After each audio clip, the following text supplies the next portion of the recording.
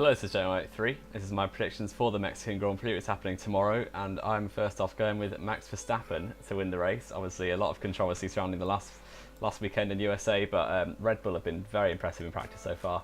And another thing is, I think Lewis Hamilton won't try and battle and defend too hard if they go for a move or anything. So that is why I've got for Verstappen to win ahead of Daniel Ricciardo. I'm predicting Red Bull 1-2 because they've topped second practice with Ricciardo and third practice earlier today with Verstappen. So I just think Red Bull are really at it this weekend, and it should be a good race hopefully with those two in. I'm quite a big fan of Max Verstappen, so it'd be nice to see him on the top step of the podium. He's been very impressive lately, and I'm looking for him to continue that. With third place then, Lewis Hamilton, I reckon he's going to claim that title this weekend. It's pretty clear that he will do.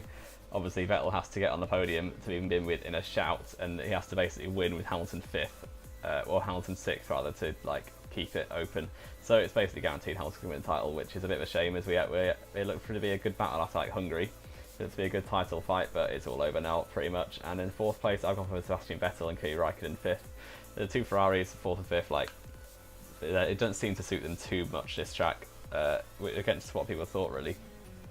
But yeah, I think that's the best thing to note for, obviously beating Bottas, because I think we all know my thoughts on Bottas from my USA review last week, which I absolutely ripped into him because he's just completely average. He's been not that good the second half of the season, completely below par. I think the first half of the season Hamilton was very shaky, and since the summer break, Hamilton's been picking up his game massively, and it's completely shown Bottas out to be awful.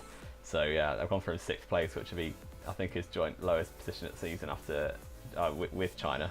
And apart from DNFs obviously. Then 7th, I've gone for Hulkenberg. 8th for Esteban Ocon, the Force Indias and Renaults. Definitely the best of the rest really. Renault and Force India are clearly the best cars. Obviously Renault aren't in 5th place in the championship yet, but hopefully they'll do that soon, as I'm a Hulkenberg fan.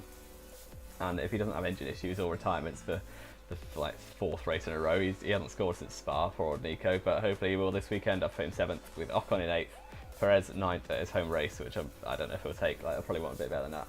And Carlos Sainz in the Renault in 10th place. I just think it annoys me because people rave about Sainz. Obviously he's a good driver, I get that. He's a very solid driver, but you can't say he's that good until he's raced against Hulkenberg, because people on Twitter saying that he's way better than Hulkenberg because he got 7th.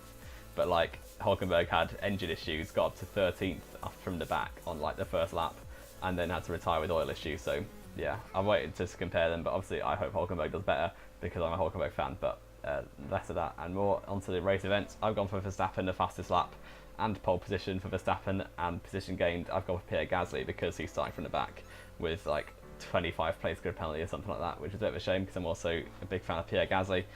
But that's going to be the end of my prediction video. If you did enjoy it, leave a like, subscribe if you want to see more. I hope you enjoyed. I can't wait your thought on my predictions, and it's been J3, and I will see you next time.